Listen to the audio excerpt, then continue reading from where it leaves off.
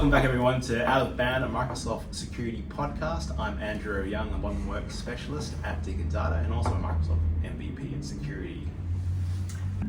Hi everyone, I'm Shahan. I'm a Microsoft MVP in Win10 and Identity and Access Management and working as an architect as well. Hi everybody, I'm Anthony Porter, Cloud Security Architect at Canon Business Services, specializing in the Intune and Defender space. You might find it weird, but we're all in the same room for once. Anthony's in town from Perth, and today we're joined by Matthew Clark here. He is a cloud and security architect at Avanade, and also the author of this book here. But I'll hand it over to Matthew to give us the lowdown. Right on. Hi, I'm Matt. I'm a security professional, have been for some time now. I've written a book, really interested about getting the general security of the population up, and I think it's something that's not really taught a lot at schools or anywhere through anyone's life, unless you're specifically in the industry. And so I've written a book to try and help with that. Cool. So let's start at the beginning. So how did your journey in tech and cybersecurity start, and what drew you into, I guess, more of this cloud and security architecture?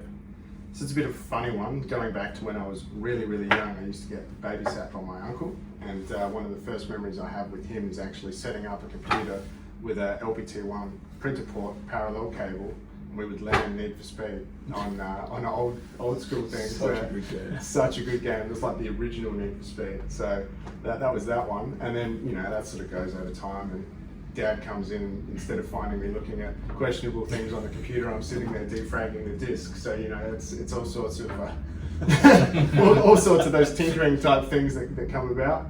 Anyway, time goes on. I end up working at an MSP with Andrew, and one of the things that goes on there is I was sort of doing management stuff and improvements of processes and that kind of thing.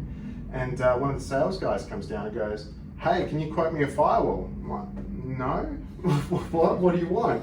Anyway, it had gone around upstairs that I was going to become the next security guy at this place, but no one had told me yet. And so they were coming to me for security questions that I couldn't answer because I had no skills in it at that point. So, start looking into what that looks like, and that brings us to today.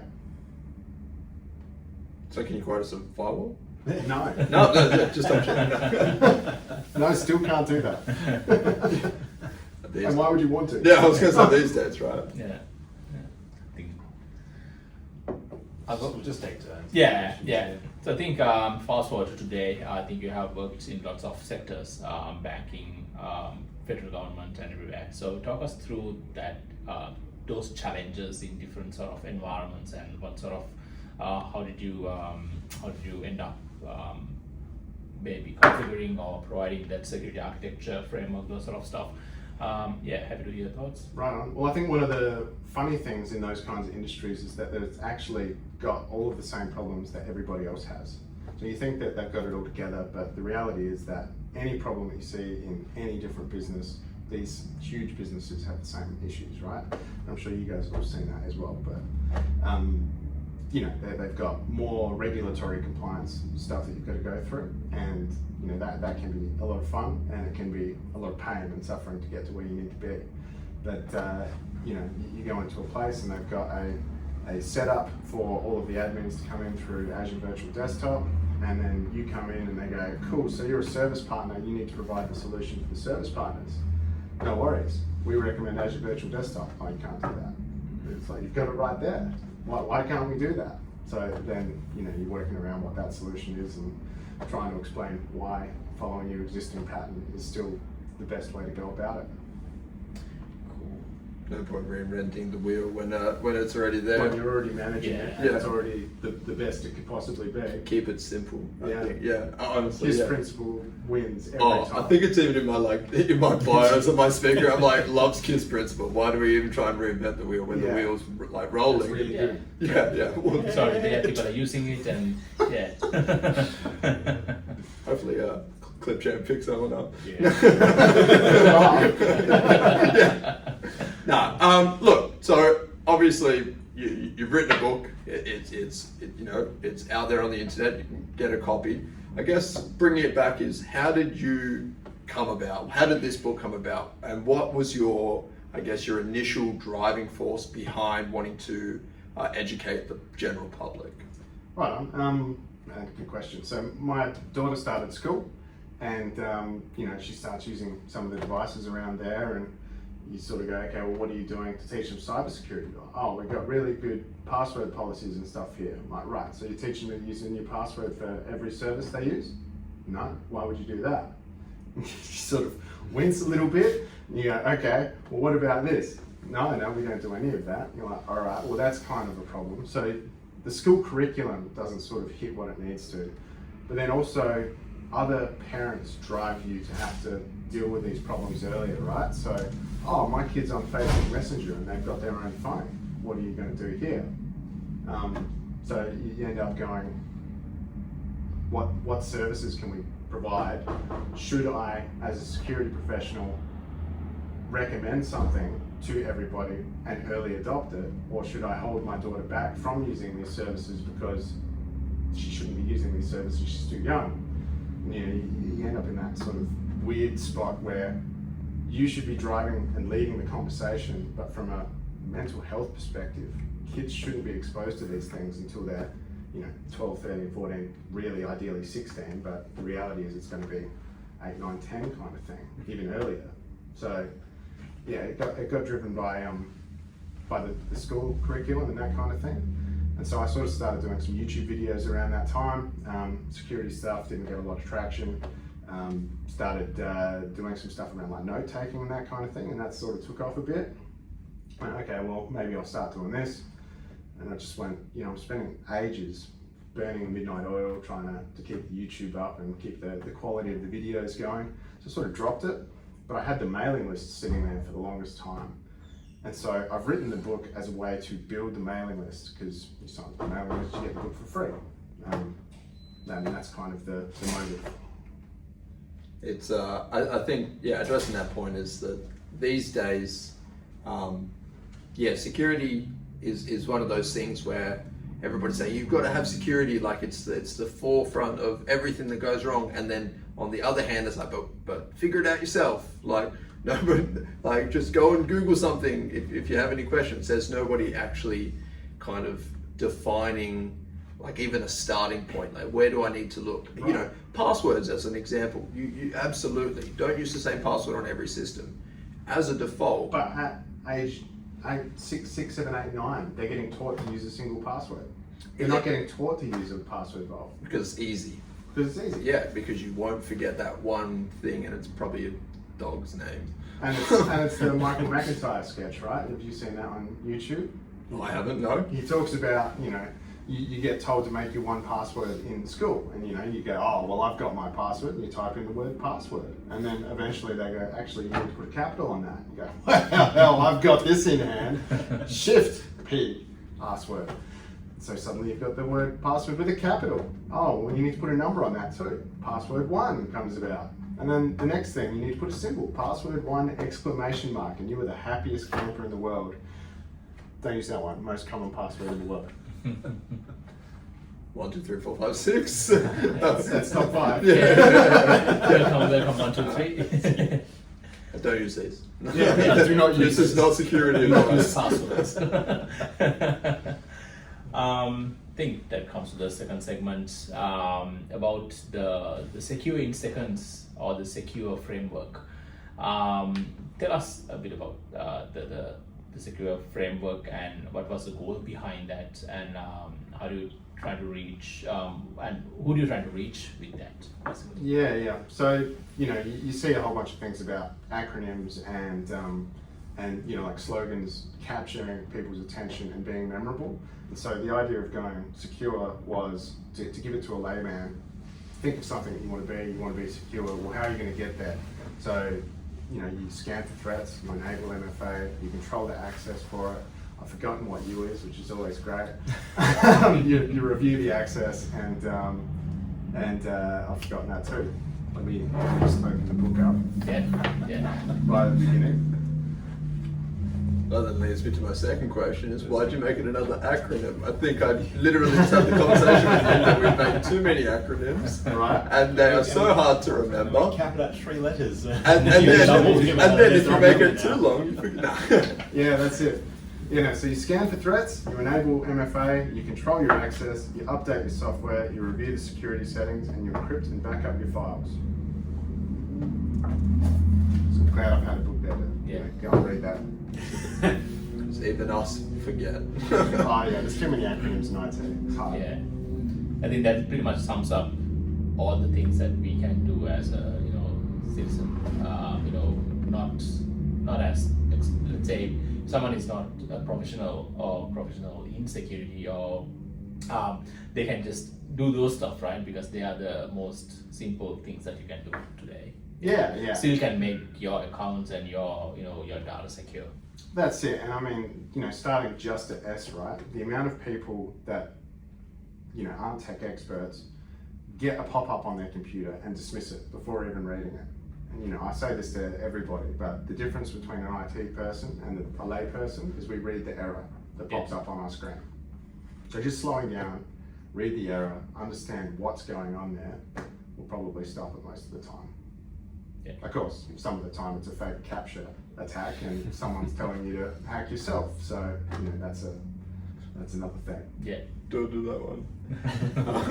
That one you probably want to try and avoid. I think to that is secure. Obviously, is as you mentioned, it's not necessarily just the easy, but it is the most effective controls that you can put in place. It is As an individual, for sure. It's the simplicity behind what secure is, but the effectiveness of what secure is essentially what you've put in. So admirable in that. Now, in saying that, I did have a follow up to that, but I go off on tangents. How did you come to the determination of secure? And obviously, us in the industry, we know there's a lot of other things you can be doing. What made those 6 the defining 6? I think as far as the defining 6 goes, is that really it is the easiest thing for, this is the simplest stuff that mum and dad can do. This is the simplest stuff that grandma and grandpa can do. If they take a second and read the alerts, if they're putting MFA on their stuff, they're going to be so much better off than anybody else. And cybersecurity really is that old bear chase thing. If you're being chased by a bear, you don't need to be the fastest person in the world. They just need to be faster than somebody else. And so that's all this is about, is being faster than the person next to you. No bears were involved in No this. bears. I'd love it if we had a paid actor. Someone comes in a bear. You guys call? It's the bear from the John West ads. Yeah.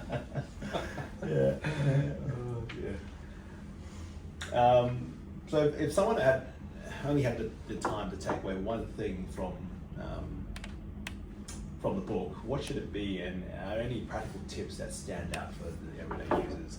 I know it does say no tech skills needed there as well. So. Oh my God, one tip. There's so many one tips throughout the whole thing, right? Have a different password for everything. We've already talked about that. Have a different email address for everything. Haven't talked about that, but the first thing I would do if I had a breach database, I would go and look at what email addresses are being used and what passwords are being used for that. I would then go to that email provider. Gmail would be a good one, and I would use that same password. They don't have multi-factor enabled. I've got everything. I own everything that you have. Your bank will send stuff there. I now know who you're banking with. I try that password again. Doesn't matter if I don't know it. I can reset the password. So, just having a different email and a different password for everything just makes it 10 times harder. But then also have multi-factor on it. That's the extra part. Or go passwordless, which is even better. Yeah, well, tangential, you jump in here, like the service that you mentioned there, the Have I Been Pwned? What's the What, Troy Hunt? Yeah, what was the event? Troy. So coming from Perth, we managed to have Troy Hunt come and deliver I guess it was multiple user groups, obviously. No way. It was great. Yeah, that's sick. Yeah. So I think the caveat was filled the room, and it was at the Microsoft Perth office. It was a like an 80-pack room, and I think we had about 140 people in it. Not surprised. Got but- Troy Hunt there. Oh my We God, had it was- so much interesting stuff. It was so good. Yeah, Was it after he got breached? yeah, it was like 2 weeks ago. That's so cool. Yeah, so he was really open about that as well, which Well, was I mean, he was really open about the whole thing online. So yeah. So he went through and he pretty much went. I think exactly as to what you were saying. It's the same passwords. It's the common passwords. But I think going into that, he talks about like minimizing the amount of data that you take from people is something that he's trying to advocate for. Because why does somebody need to know the exact of my birthday? Are you going to give me a gift? Or do you just want to know the year I was born so you can get that rough age that you require for your analytics and demographics? And he also was going on about the legislations behind if you are in a breach by this company, do they need to even tell you? Because technically, unless you are going to be in grave danger from that leak, like no, not really. Like you kind of are just a bit of a casualty in the way. yeah, when Australian just had that breach, and that's who I'm with, and I'm comfortable with my OPSEC to be able to share that. But I'm Australian Super as well. yeah, so you get caught up with Australian Super, and you go, well, they got breached, and it took them, I think it was 6 weeks after it was on the news everywhere, and you were locked out of the Super for that long. It only affected something like $500,000 worth of stuff and 6 people or something. In the end, was what it was. But it took them 6 weeks to come out and say that there was no problem. And then, to this day, they go, we're going to enable MFA. We're going to implement MFA on our accounts, so this won't happen again. But if it's not mandatory for everyone, then you may as well just put a screen door on the submarine. Look good. You'd be able to see a bit. Yeah.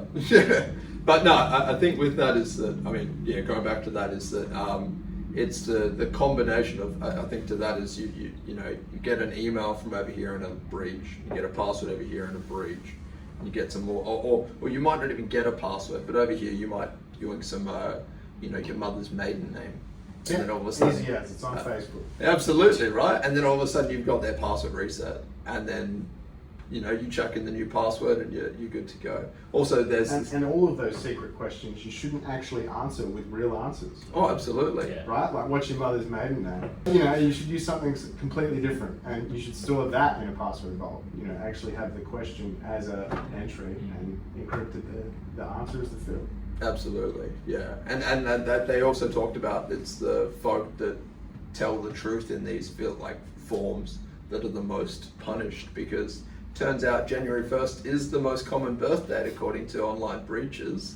I'm surprised it's not something like the 30th of September. Oh, right. Yeah. But then it's, all of these are January 1st, but it's the folk that actually go, my birthday is the 30th of September.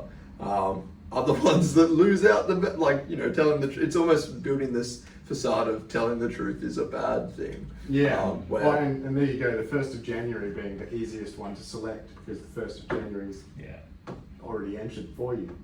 And it's no different to don't tell the truth in your reoccurring questions of what's your mother's maiden name, because if you tell the truth, you're probably going to lose out in the long run. Well, yeah, and you see that evidence through the whole data is toxic thing, right? Like Optus get breached, and you'd signed up with them 10 years ago, but they still have your driver's license on file?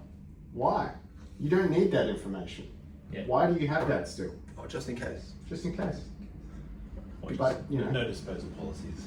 No disposal policies. I like Something that. retention. Yes. Something Deletion, encrypted disposal, fields. Yeah. redact. But no, I think that there's a lot to say about not only just setting up those defined controls, but also what is expected of those controls. So companies having these facilities to allow for MFA and it not to just be an optional extra. Yeah, you should just turn it on, right? Imagine it being a DLC that you've got to purchase just to. Oh. Oh my god, can you imagine? Well, they have that website, SSO.tax. Have you seen that? No. Yeah, so there's a wall of shame of all of the companies that charge for single sign-on, because it's such a core feature for enterprises. So if you're charging extra for single sign-on, you're on the wall of shame. Oh man. It's just default. It should be default. Should be enabled. default. I think that's this obviously Microsoft Secure Default initiative. It's one of those like other companies almost need to align. It's not an optional extra these days. It should be that. Like this is what we need to do. Like this is what's going to help, so that you're not a media like headline. This is not just an added extra. This is not a DLC. This is a And everyone's By like default, so it's excited about money. Yeah. it's look, I'm pretty sure all my money's still in so I'm not one of the 6. I mean, it's hard to tell with all of the money going out of it from the crashing stock markets. Oh look, it's all volatile. I'm young. It's all volatile anyway. So that pretty much a good segue to my next question about the email alias tool that you have created. So we discussed about the Gmail being hacked, and also how to. I think in the user group, the session before this one, we were all in the user group, and you were discussing.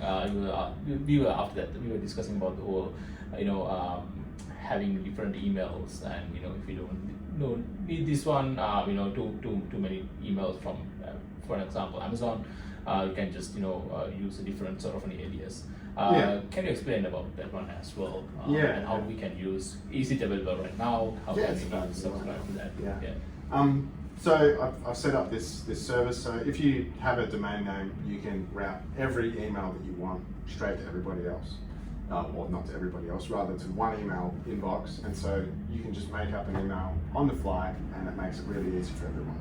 The thing is that starts to show a pattern. If everyone sees SecureAlias.com, if they see SecureAlias.com everywhere, they start to realize that that's me. And so it doesn't matter what alias I put on the front, you start to realize that domain name is linked to this person, and so you can create a profile. That's where if you use the same password everywhere it comes in, you start to realize that that's the case. Well, the alias service essentially takes my SecureAlias.com domain and puts that out there for everyone to use, and then it creates random gibberish at the beginning of an email or at the end of it. You create your own tag, and it generates one email for you. You can use it for one site, multiple sites, preferably just one site. And if you start to see different emails coming in from, say, let's call it the Trumpet Patriot starts emailing you. I see she does. Right? So you start seeing Trumpet of Patriots email you to this email address that you provided to Amazon. Then you can go, well, they've sold my email, or they've been breached. It's one of those two things. You go, you know what? I'm not actually interested in anything that they were sending me anyway. So you disable it. You keep control of that email address, and as far as they're concerned, because of my service, you're still receiving those emails. So they don't disable your account or anything because you've got an invalid email. You lose your access sometime, you need to reset your password, re-enable it. Hit the reset password button, you instantly get that email back. It starts routing to your email inbox. You go, cool, reset my password, all done, turn it off again. Easy as that, full control. Right. So that's really cool. And it makes me more anonymous in the same process. Put some controls over the spam emails that we are getting, right? So how do you enable it? Like, where do you go to enable that? And how can we? Let's say if I have a domain name, how can I use that in my domain? So if you have a domain name in your what is the name of it? In your DNS tools? So in your DNS tools, you can go in there, and they often have an email forwarder. You can set up a catch-all, and it will just send to whatever email address you tell it to catch-all send to, and you can set up other ones, and they can go to different places, and that's just a function of owning a domain name. For my service, you would go to alias.secureandseconds.com, sign up there, and you can just press the create button, and it will generate you a random address. If you want to give it a name, like Sheehan's Amazon, and then it'll put a thing at the end. No one else will ever get that email address generated for them, and even if you delete it from your list, it goes into a blacklist, so no one can accidentally pick that one up again. And then you can just use that one and paste that in instead. And because you're not using sheansdomain.com, it becomes less easy to track you. So using my domain, like I said, makes me more anonymous, but it makes you more anonymous too. Yeah, that's super It's cool. effectively crowdsourcing the anonymity in his own domain. Right? Yeah. That's exactly it. Yeah. And like, that's why I did it. And then I sort of looked at some of the other services that do it, like Simple Login. I actually talk about some of them in the book. I don't talk about mine in the book, funnily enough, but yeah, Simple Login. They do a really good job of it. And there's options basically, is what I'm trying to say. I've seen something similar in Exchange online as well. You have the plus email addresses. Tagging. Yeah, so from hacker mindset, everyone knows about those plus things. And so if I was a hacker, I would go, okay, I'm going to set up a regex and I'm going to ignore anything that has the plus on there, and then I'm going to check any breach database for your thing minus anything after the plus and before that, and away you go. Cool. So we can definitely add this stuff in the description as well, the URLs, and also anyone who's looking at our videos, then they can go in and check and try those stuff. Yeah, there's a 30-day free trial. Get on there, you do whatever you want, add as many as you want, and you can keep it for forever. You know, I'm not going to say that you can game the system, but you could create an alias email and sign up another account. It becomes harder to manage, so using my service. You could generate infinite. There's an infinite money glitch there. I'm hoping there won't be this. SecureAlias, SecureAlias. I figured it out. Goes on. And an exclamation mark on the end. Here we go. Welcome to capture. So recently connected with you on the LinkedIn. My bad that we haven't connected prior. Yeah, no. You're every day. You post something new, and as you mentioned, you have a weekly newsletter. I guess, you know, we're all content creators here. We're all trying to do. How do you stay motivated? I struggle to do like one a week, like with some valid information. How do you stay motivated one a day? So there's a few things there. When we talked earlier about that initial YouTube channel that I created, I started talking about the note-taking side of things. I do one thing called zettelcasting. If anyone's familiar with that, you would have seen digital zettelcasting and tools like Obsidian and that kind of thing are that. I actually have a physical notebook, like note cards and stuff. And so you end up mapping these things out, and you get like wads of cards that are all related to each other. Then you can pull them out and spread them out over a desk, and you can kind of go, well, this is what I'm going to talk about today, and then you just stack them back up and put them in your card box. And so over time, I'll read something, I'll take notes down, I'll shove it in my card box, and then I've got my index that I can just go and leaf through, or while I'm leafing through there. And because I've got so many cards there now, just leafing through it, I'll have an idea about something that I want to talk about. And failing that, not feeling motivated or anything like that, ChatGPT give me a bunch of ideas, and then I'll write about that. I don't object to the use of AI as a thing. I think you need to understand what you're talking about with it. I don't think you can blindly trust it. But also I think you need to be, because it writes the same way every time, right? Yeah. And so you can sort of tell when something's been AI generated. Besides the emojis. All of the emojis everywhere. But I don't mind those from like a readability perspective.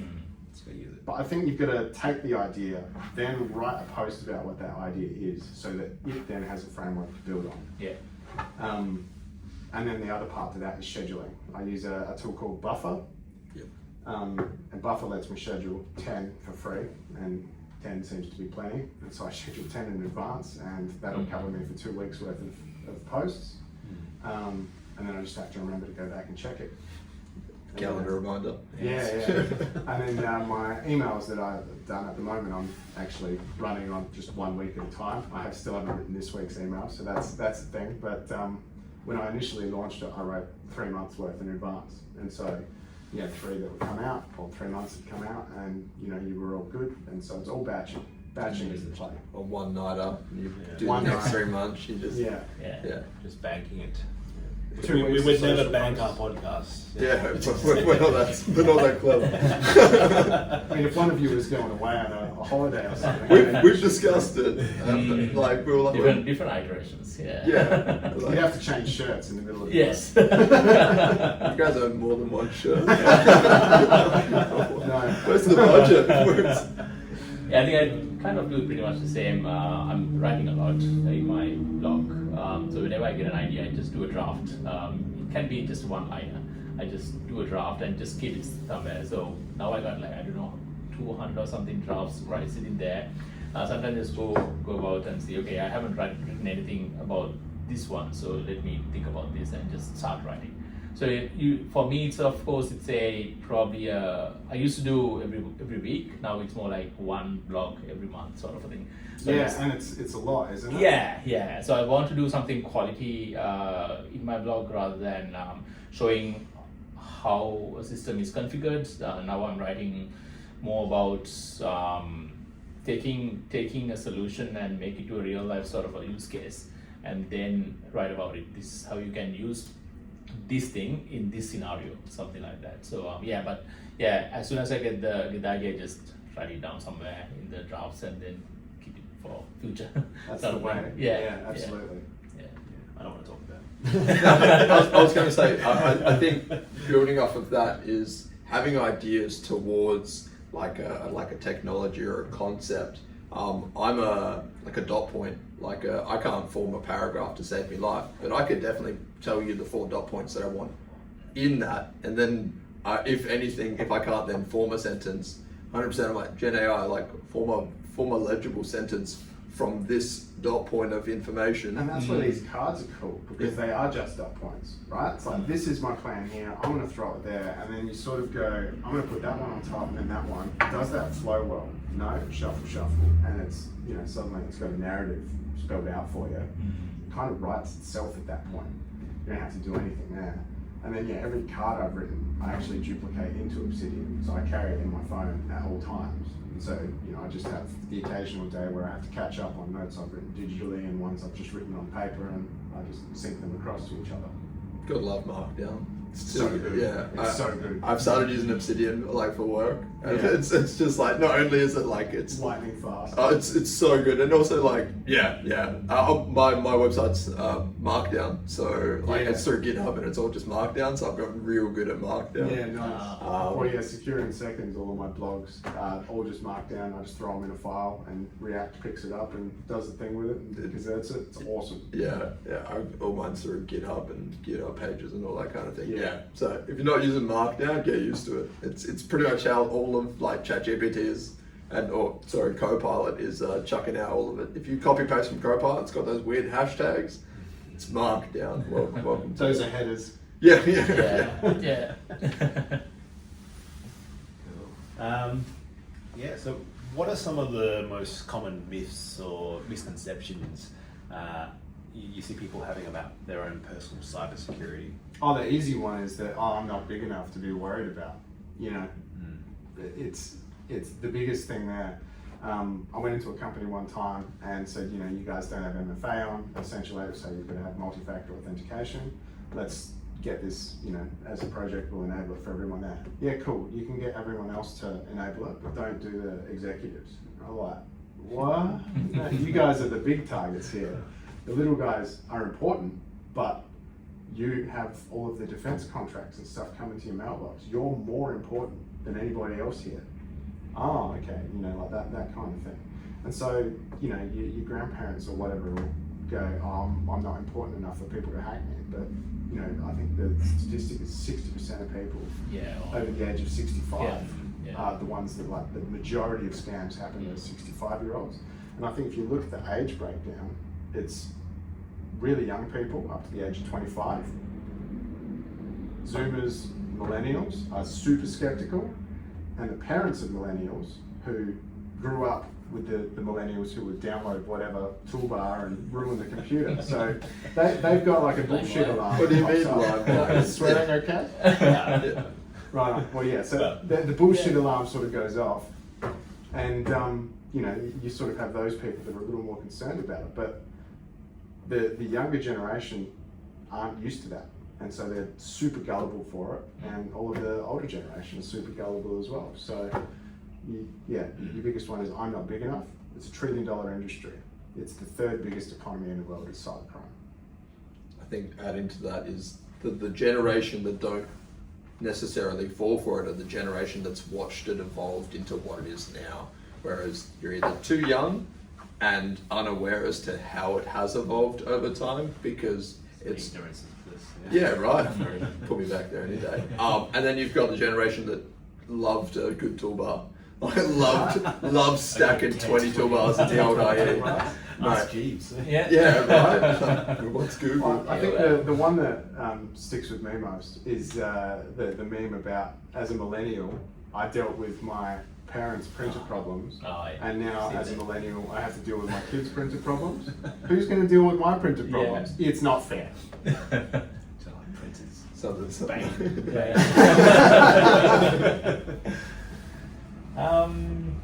I think, to me. So, what standout moments where you had in this book? Someone said, actually, this advice changed how I look at, my data or my accounts and things like that. Has someone spoken about that? So at a family dinner recently, we're sitting there, and I've taken the book along because why not show it off a little bit, right? And my cousin's girlfriend sits down and just starts leafing through it, and then like 30 minutes later, she's like in there, like I need to get a copy of this. Where do I get it? Kind of thing. And it was all around the email address thing, the recurring point, and that's kind of where the SecureAlias thing went and came from. Yeah. But I didn't realize that this would be such a big thing. And you're like, well, yeah, you've got this thing, this single point that AI can now be used to correlate all of this information back to your email address. If you've ever seen like Maltego on Kali Linux or whatever, it's a social, OSINT platform, so open source intelligence. Yeah.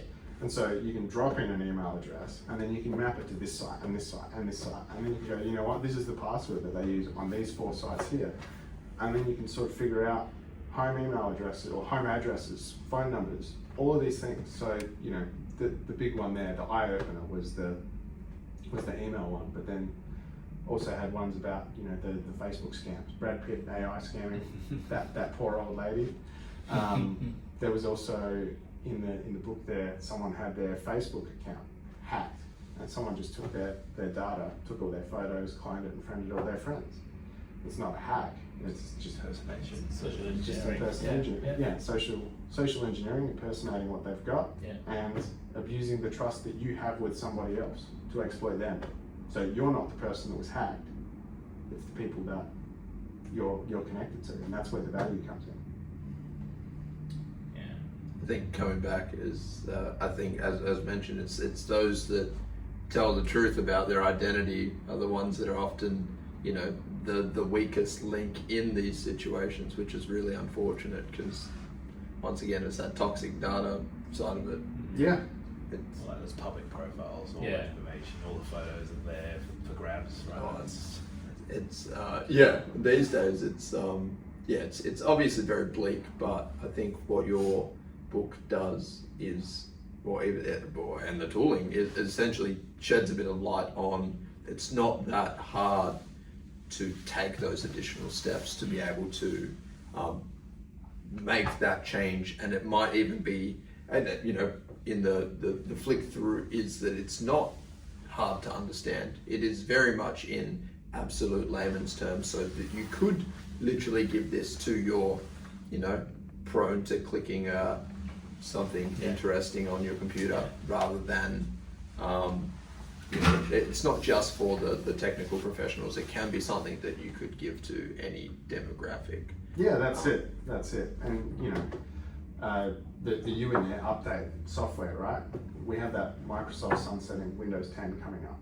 Yeah. There's so many people that are unaware that that's happening. There's so many systems still running Windows 7, for example, and the system requirements to actually go to Windows 11 aren't met by these machines that are running Windows 10. Yeah. So what? You just send it all to landfill. They're all good computers. Doesn't make sense. So you got to come up with something else, and I talk about that in there. Run over to a Linux distribution, covers it off. it's still getting updates, right? There's nothing insecure about the older systems.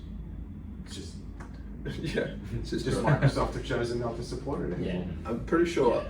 Did they not make mention that in the requirements? What is it? Secure Boot TPM 2.0 and Yeah, 2.0 was the requirement for Yeah. Windows 11. did they not? Didn't they expand on They changed on the something. hardware? That's Yeah, I was going to say, I'm pretty sure the requirements that were associated to Windows 11 through you must have Secure Boot, you must have TPM. I'm pretty sure they've just scrapped that, or they just no. They haven't. just No. a little bit. That's about it. Oh, okay. They just, I mean, Yeah, no, they haven't moved it at all. It was a big article that went out. Yeah. Published, I think, on Ars Technica or something. yeah. But it's found to not be true. Oh, that's Like, great. if you go back and review the Ars Technica thing, there's a thing that, this was incorrect at the time. Brilliant. All right, my computer's probably still. No. Don't make me buy another one. No, I mean, look. So we've obviously spoken about Secure. We've spoken about Secure in seconds. What's next? Well, obviously, you've identified the educational, I guess, gap within the environment in the systems. You've also now started to create tool sets to, mend some of these gaps. What's next? So the Secure in Seconds, or the Alias stuff, I'm going to keep building that at the minute. So I wouldn't say it's bare bones. It's secure. It's a good alias service and all of that. I think I can build on that. I think I can add stuff like a password vault in there quite comfortably, and that becomes a more full-featured product then. But then there's also the added stuff, the value add. I want a mobile app. You've got to write a mobile app to do that. I've got all the APIs set up. I'm just going to plug it all in. Having the browser extension on your workstation so that you can just push the button or it will detect your input fields and populate all that stuff for you. So Get an alias in for you. yeah. I've already generated an alias. Don't put in your normal one, or put in your normal one if you're on a government site or something. Yeah. No, brilliant. Yeah, as I said, it's good to see that not only are you trying to educate the, I wouldn't want to call it uneducated, but for lack of a better term, Kind of is. those that are not as educated. Blissfully ignorant. Honestly, some days I wish, but but also then starting to create that tool set to address some of those problems which you discuss. Yeah, and so the ones that are free, often you're the product, right? So the cost that I've got in there basically covers my costs, and that's kind of the mentality that I have with the book. The book you can pick up for free if you join the mailing list, or you can purchase it for what the cheapest I could make it. I can't make it any cheaper, kind of thing. So It still costs printing and paper. yeah, so I mean it doesn't cost me anything, but you get the privilege of having the thing. I couldn't make it any cheaper if I tried. Unless you brought a bunch of printed. No. But then I need to have Yeah. then there would be a cost associated, so I can make it back. Just for closing thoughts here, but what's some advice you want to give someone who's just starting out their journey in cybersecurity? Maybe they're a bit overwhelmed and not sure where to start. As a person in the industry, or as a Either or, like it could be graduating out of uni or TAFE or whatever, or someone who's pivoting in their career. Like, what's your kind of take on? I mean, first steps? from a personal perspective, I think the best thing to do is get a password manager. Like password manager, everything. Most of them have a MFA, code generator built into them these days. So get a password vault. Hands down, the easiest thing to do. From a hands-on perspective for uni students coming into security as an industry, just don't say no. Don't say no to things. I mean, obviously don't install things around you, but don't say no to opportunities thrown your way. Take the opportunity, but then also ask for help, right? Quote for those firewalls.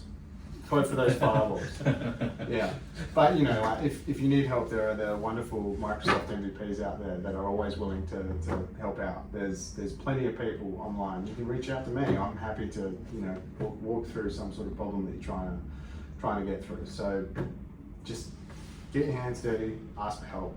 It's the only way you're going to get better. Yeah, and finally, I think, for the listeners and to people who are following you and the podcast and everyone, so how to grab your book, and probably we'll put the links in the description anyway, but if you want to share that information as well. Yeah, no worries. So the book is available at SecureInSeconds.com. I send out a mail every Thursday. If you're not interested in that, you can purchase the book, the ebook, or the physical copy. That way you don't have to give me any personal data for that kind of thing. I also have my alias.SecureInSeconds site. It's linked on the same page, so you can get to that too. But yeah, sign up the mailing list, you get a free copy of the ebook. Yeah, that's awesome. Otherwise, we'll find you on LinkedIn and all the usual social platforms. Yeah, LinkedIn, and I'm on X, but I don't look at X, and Blue Sky, and Facebook. I don't have TikTok, I don't have Instagram. Why not? Oh, TikTok, TikTok, Secure in Seconds. That's how it's all. Just saying. Missed opportunity. Hit the gritty whilst the MFA in there. Yeah. Why not? But no, thank you for having us here. Love talking about your book. We're at the end, leave it in. Look, this got real downhill. Thank you all for listening to another episode of Out of Band, a Microsoft security podcast. I'm Anthony Porter. I'm Shahan. I'm Andrew Young. I'm Matt, thanks for having me. Appreciate it, guys. We'll all be with you very soon. Take care. See you next time. See ya. Peace.